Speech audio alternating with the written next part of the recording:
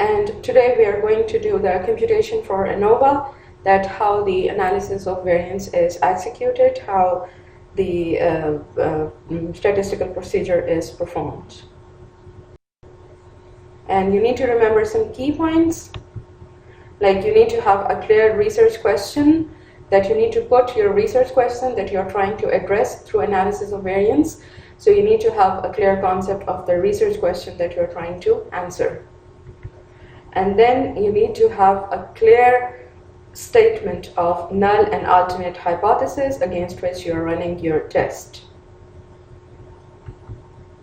And you need to check your data if it meets the requirements of ANOVA. And remember that what are the main requirements for ANOVA, that the observations, they should be independent, the measurement or response variable, it should be a continuous data, and the homogeneity of variances, that variances between the samples, they should be homogeneous. Sorry, not the variances between the samples, rather the variances of the samples, they should be homogeneous, right? And what is the other requirement of ANOVA? The data, the observations, they should have a normal distribution, right? So these are the requirements of ANOVA that we discussed previously. And then you do the ANOVA computation, right? You calculate the ANOVA, you perform different steps of ANOVA, and then you have your results. So you must be able to interpret your results according to your ANOVA calculations, in light of the research question that you asked and in light of the null and alternate hypothesis that you had stated. And remember these important steps or important parts of the ANOVA computation. So you have to calculate the sum of squares, you have to calculate the total sum of squares, between sum of squares and within sum of squares.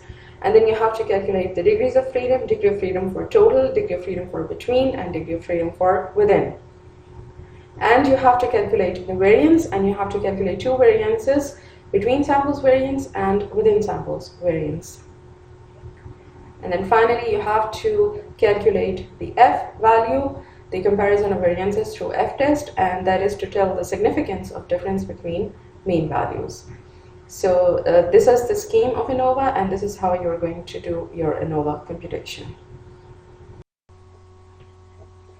Now the hypothesis. So for the ANOVA computation, we have the general null hypothesis that samples are taken from normally distributed populations with equal means and variances. And the general alternate hypothesis is that samples are drawn from populations with equal variances and at least one population mean is different, right? So these are the null hypothesis and the alternate hypothesis. So here in both of these hypotheses, we are assuming the variances of the samples to be equal, right?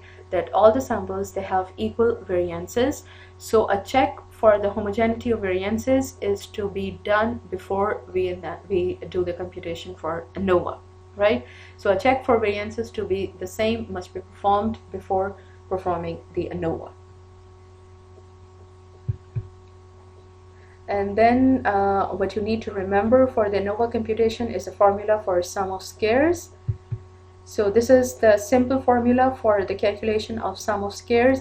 This is summation x square. X are the individual observations, and the x square means the square of the individual observations, and then you take their sum.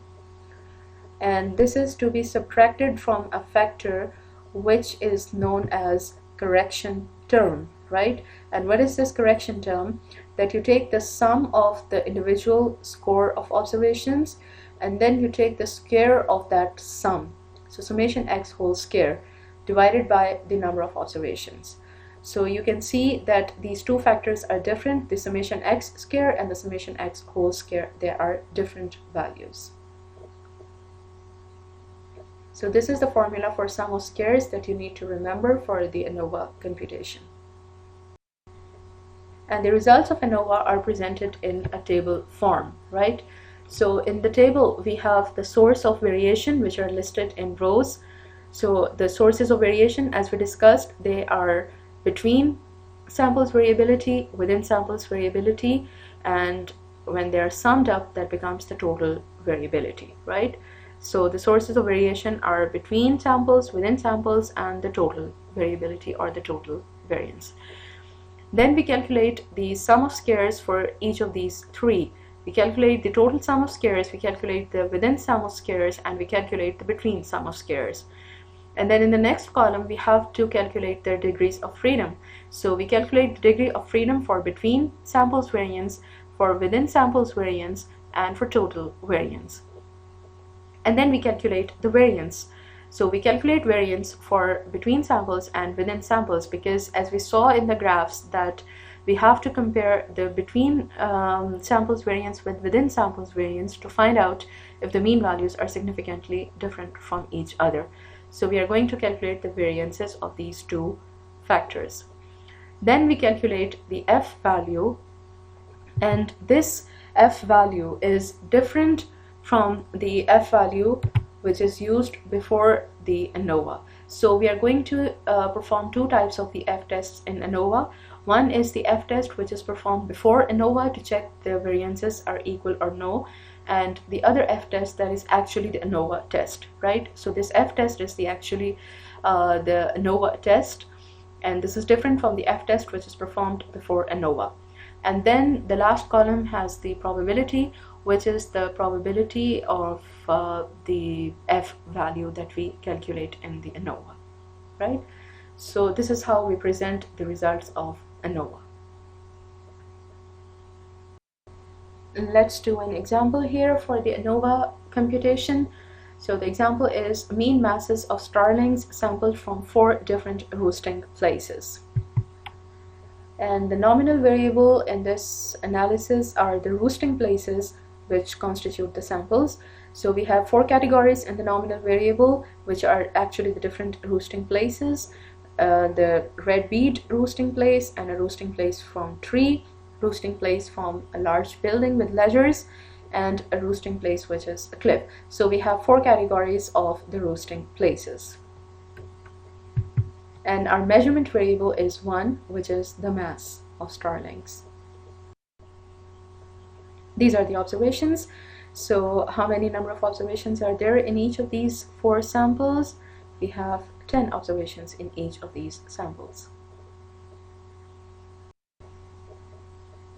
Now we have our question here for the exercise, and the question is there any difference in mean masses of starlings between roosting places? So this is the question that we have to answer, right? So to answer this question, we have to suppose a null hypothesis. We have to propose an explanation. And the proposed null hypothesis is there is no difference in the mean mass of starlings between different roosting places. The alternate hypothesis is the mean mass of starlings of at least one roosting place is significantly different, right? So this is our null and alternate hypothesis for ANOVA in this case. So in the null hypothesis, as usual, we are assuming that the mean differences are non-significant and their mean values are same. The mean mass of starlings at all of these 4 locations is same. But in the alternate hypothesis, we are not saying that all of these places are different from each other, the mean values are different from each other. We are saying that the mean mass of starlings of at least one place is significantly different, right? So this is the alternate hypothesis that we have here. Alright, so let's start the analysis. So here we have the table by which we can calculate our descriptive statistics. So here you can see that we have calculated the values of summation x and summation x square. So summation x is the sum of all the individual observations in a sample. Like in the first column, we have 78 plus 88 plus 87 and so on. And the summation x is 836. Then for the sample number 2, we have 78 plus 78 plus 83 plus 81. And the summation x is 794. Then for the sample number 3, we have 79 plus 73 plus 79 plus 75 and so on, and the summation x is 786. Then for sample number 4, we have 77 plus 79 plus 75 plus 70 and so on, and the summation x is 754. And the other columns, they are about the x square values, right? So 6084 in the second column is the square of 78, and then the square of 88 is 7744, and so on. So we take the square values of all the individual values, and then we take the sum of these individual square values, and that sum is the summation x square, which in this case, in the case of first sample, is 70,036. Then for sample number 2, we have the summation x square as 63,100. Then for the sample number 3, we have 61,878. And then for the sample number 4, we have 57,006. So this is how we calculate the summation x and summation x square. Now we have the descriptive statistics table, and in this table you can see that the number of observations in sample 1 are 10, and these are 10 in sample number 2, 3, and 4 as well. So the total number of observations that we have are 40. Now the mean mass of starlings in sample number 1 is 83.6 grams. The mean mass of starlings in sample number 2 is 79.4 grams. The mean mass of starlings in sample number 3 is 78.6 grams. And the mean mass of starlings in sample number 4 is 75.4 grams. Then the variances. The variance in sample number 1 is 16.27 grams. The variance in sample number 2 is 6.25 grams. The variance in sample number 3 is 10.96 grams. And the variance in sample number 4 is 17.14 grams. Then we have the summation x values that we calculated from the previous table. This is 836 for sample number 1, 794 for sample number 2, 786 for sample number 3, and 754 for sample number 4. And the total is 3,170. And then we have the summation x whole square. So this is the square of 836 for sample number 1, and this is the square of 794 for sample number 2. This is the square of 786 for sample number 3. This is the square of 754 for sample number 4. And then we have the summation x square, which are the sum of the squares of individual observations that we calculated from the previous table. So this is 70,036 for sample number 1, 63,100 for sample number 2, 61,878 for sample number 3, and 57,006 for sample number 4. And the total is 252,020. So you can see that there is a difference between the summation x whole square and the summation x square. The summation x square, which is presented in the last row, is the sum of the individual the square values of the individual observations, right? Individual square values. While summation x whole square, which is given in the second last row, is the square of the sum of observations for each sample, right? So first we take the sum, and then we take the square of that sum. And in the other case, we first take the square values of the individual observations, and then we take the sum of those individual square values. And you can see that these two values are different. Like for sample number 1, the summation x whole square is 698,896, while for the sample number 1, the summation x square is much lower. It is 70,036, right? For sample number 2, the summation x whole square is 630,436, and the summation x square is 63,100, and so on, right? So these are the descriptive statistics value that we have. We are going to use them for the ANOVA calculation. Now the ANOVA computation. So step number 1 is make a table of descriptive statistics. So we have already made that table, as we saw in the previous slide, that we have made the table of descriptive statistics. And what is step number 2? Test for the homogeneity of variance, right? And for that purpose, we have to apply the F test. And the F test that we are going to use in this case is the F max test, right? So this is largest variance divided by smallest variance. In this case, the largest variance is 17.14 and the smallest variance is 6.25, and their variance ratio is 2.74. Now we have to consult the F max distribution table to see if this calculated value of the F max is significant or no. And for that purpose, we need to have information of two values, A value and V value. A is the number of samples or the treatments, which in this case is 4, and V is the degree of freedom of every sample or the smallest sample. So in this case, we have the number of observations same in all of the samples. But if we have the number of observations different in different samples, then V is going to be that degree of freedom which is of smallest sample, right? So let's suppose we have 3 samples of the number of observations 10, 9 and 8. So 8 is the smallest number of observations, so degree of freedom of this sample is going to be taken here, which is 7.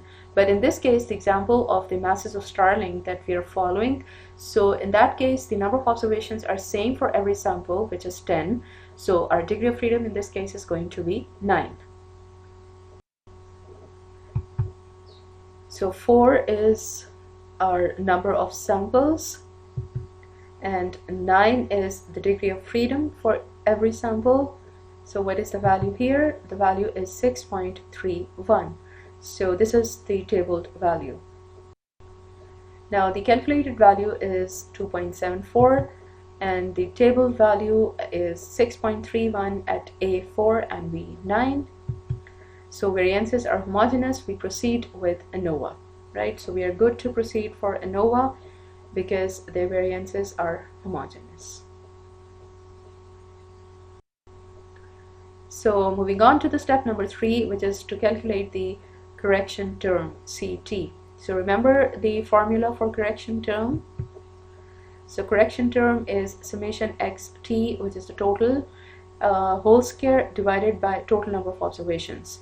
So this is 3170 square divided by 40, and the answer is 251,222.5. So this is the answer that we have for the correction term. Then in step number 4, we have to calculate the total sum of squares. So remember the ANOVA results table that we discussed. So what did we have in that ANOVA results table? We had to calculate the sum of squares, we had to calculate the degrees of freedom, and then we have to calculate the variances, and we had to calculate the F value. So right now we are calculating the sum of squares. And how many types of the sum of squares we needed to calculate? We needed to calculate 3 types of sum of squares. The total sum of squares, within samples sum of squares, and between samples sum of squares, right? So our next step is to calculate the total sum of squares here. So total sum of squares, this is the formula for the sum of squares. Remember I told you the formula before. So summation x square minus summation x whole square divided by n. So the total sum of squares that we calculate from here is 797.5, right? 797.5. So where do we get the value of summation x square? Remember we made the table for the descriptive statistics, so we had put down the value of summation x square over there, right? So this is 797.5. Now our step number 5 is to calculate the sum of squares between samples, and this is the formula for the calculation of sum of squares between samples. So here you can see that we have one factor for each of the samples, and then their sum is to be divided, is to be subtracted by the correction term. So first of all we have summation x1 whole square divided by n1, then we have summation x2 whole square divided by n2, then we have summation x3 whole square divided by n3, and then we have summation x4 whole square divided by n4. So we are putting in the values, and we are going to have the sum of squares, which is 341.9 for between samples, right? So this is how we calculate it. So this is a simple calculation. So first of all you have to calculate the summation x whole square by the number of observations for each of the samples. Then you have to take the sum of those individual values, and then you have to subtract them from the correction term, and you have your sum of squares between 341.9. So now you have calculated 2 sum of squares. We have calculated the sum of squares total, and we have calculated the sum of squares between. Now it is time for the third and the last sum of squares, which is sum of squares within. For that purpose, we have to calculate the individual sum of squares of all the 4 samples. So sum of squares within for sample number 1, and this is the formula, and we have 146.4. Then sum of squares for sample number 2, 56.4. So you see, we have put all these things into our descriptive table first. So once you have made your descriptive table, after that it is very easy to do the ANOVA. You just have to remember that what you have to calculate. There is a general formula for calculating the sum of squares, and you have to memorize that formula, and it's easy for you then, right? So you have to calculate 3 types of the sum of squares, and you have to calculate 3 types of the degrees of freedom. You have to calculate 2 types of variances. That's it. And then in the end you have to calculate the F value. So the sum of squares for the third sample is 98.4, and the sum of squares for the fourth sample is 154.4.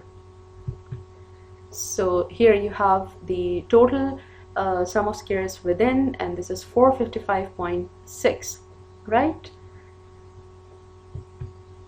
Step number 7 is you can cross-check the value of sum of squares within, because the total sum of squares is equal to sum of squares between plus sum of squares within, because remember, the total variability is equal to variability between samples and variability within samples.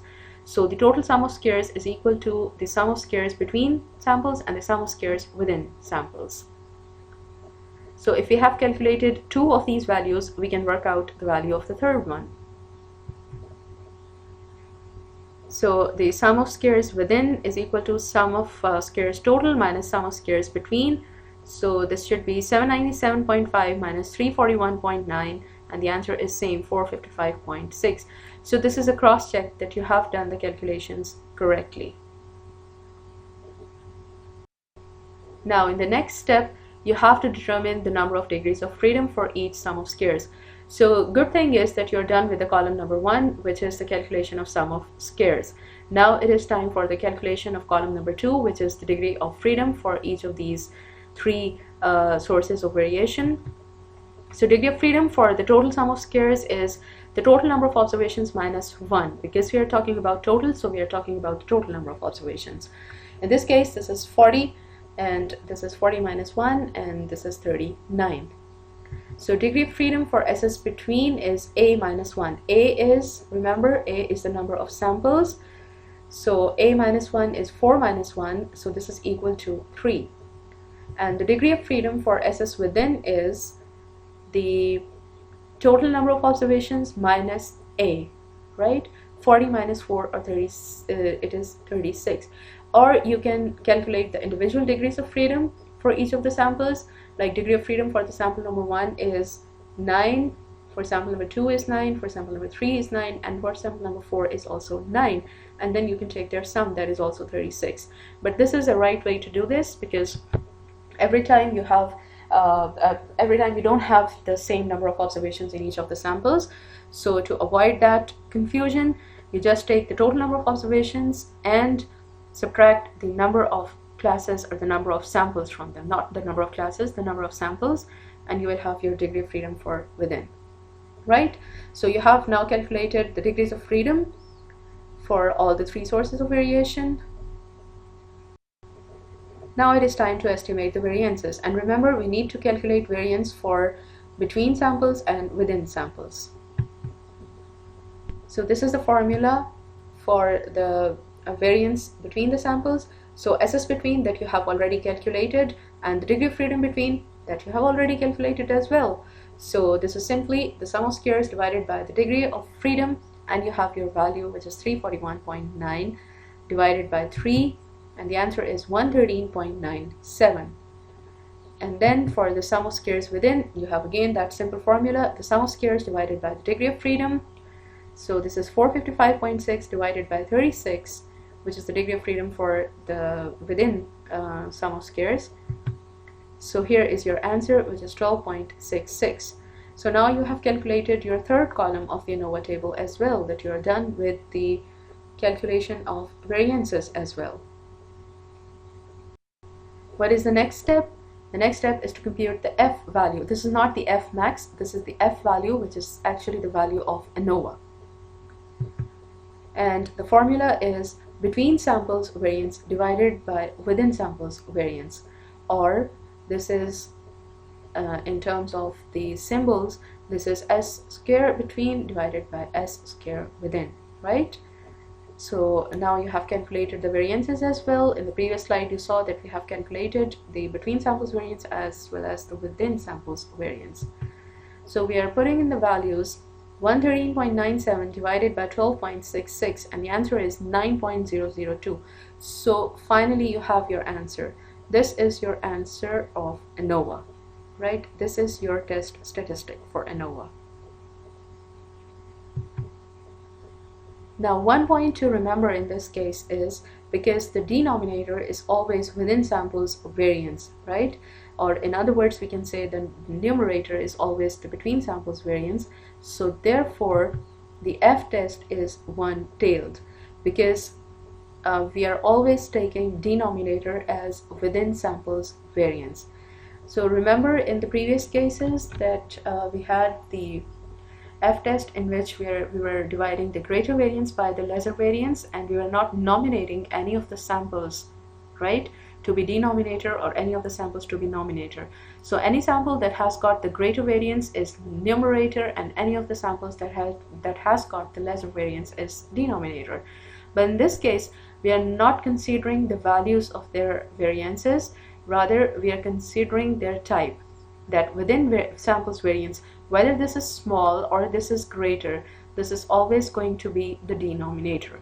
Therefore, the F test in this case is one-tailed.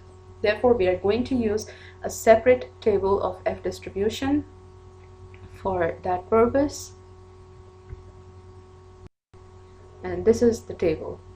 So, because we compared the ratio of the between samples variance and the within samples variance, so we are going to consider their degrees of freedom. So degree of freedom for between is 3 and the degree of freedom for within is 36. So we are going to check the value at 3 and 36 degrees of freedom, and that value is 2.87. Similarly, we check the F values for the 0.01 and 0.001 levels. And now we compare the calculated F value with the tabled F value, and we find that our null hypothesis is rejected.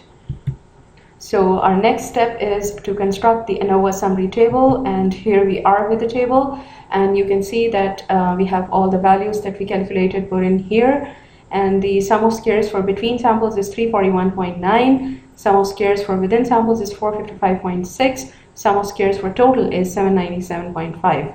The degree of freedom for between is 3, and degree of freedom for within samples is 36, and the total degree of freedom is 39. The variance for between samples is 113.97, and the variance for within samples is 12.66. And the variance ratio, F value here, is 9.002, and the probability is very highly significant. So we state our result that the difference in mean mass of starlings from 4 different roosting places is very highly significant, right? So this is our result. So when we do ANOVA through some software, so we are going to have the ANOVA summary or the ANOVA results table in this form. So you can see that this is the same type of the table that we calculated through the manual calculations. And the source of variation is treatment. Treatment means between groups, and the error means within samples. And then we have the total. So these are the same values that we calculated. And here you can see that instead of variance, the word MS is written. So some of the softwares, they give you the result by stating the value of MS. So what is MS? It is the mean sum of squares, which is nothing but variance, right? So variance is also known as the mean sum of squares. So there is nothing to worry about if you do the ANOVA computation on a software, that what is this MS that you're getting? This MS is actually the variance value, right? And the F value is also the same. This is 9.01. And you also don't have to be afraid of these two terms, error and treatment. Error is nothing. This is within samples variance, and treatment is your samples or your groups. So this is between groups variance, or between between samples variance. So this is how we do ANOVA.